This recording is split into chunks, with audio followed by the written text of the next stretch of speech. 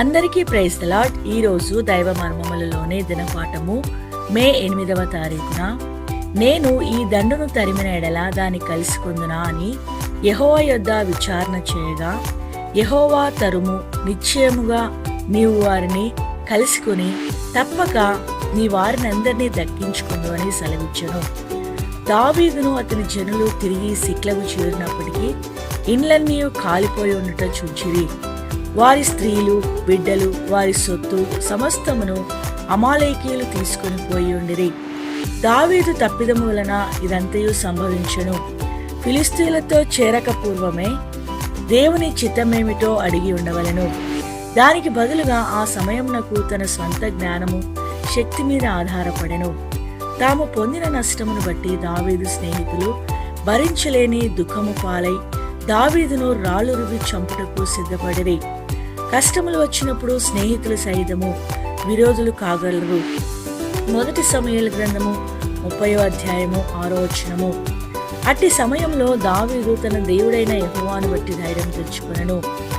నీ బైబిల్లో ఈ వాక్యంను గుర్తుంచుకొనుము.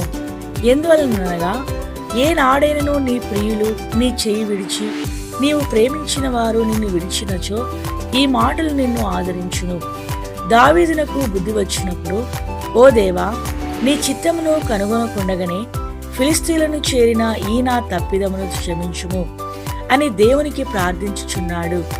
వెంటనే యాజకుడైన అబ్యాతారును పిలిపించి, నా నిమిత్తమై దయచేసి దేవుని చిత్తము కనుగొనుము, మన శత్రువులైన అమాలేకీయుల మీదికి పోదుమా పోకుందుమా అని అడుగగా, దేవుడు పొమ్ము అని చెప్పెను.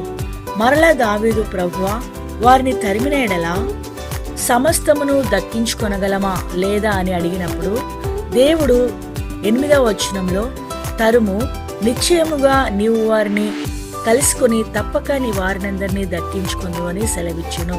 దావీదు అమాలేకీయుల దండు విడిసిన స్థలమునకు వచ్చినప్పుడు వారు ఆనందముతో తినుచు త్రాగుచు నాట్యమాడుచు నుండిరి. అకస్మాత్తుగా దావీదు అతనితో కూడా నున్నవారు అమాలేకీయుల మీద పడి వారిని దోచుకుని తమ భార్యలను, పిల్లలను, తమ సొత్తునంతటినీ తిరిగి తెచ్చుకొనగలిగిరి.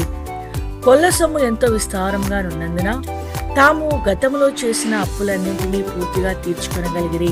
దావీదు తాను అంతవరకు ఎవరెవరి యొద్దనుండెనో వారందరికీ బహుమానములను పంపగలిగెను.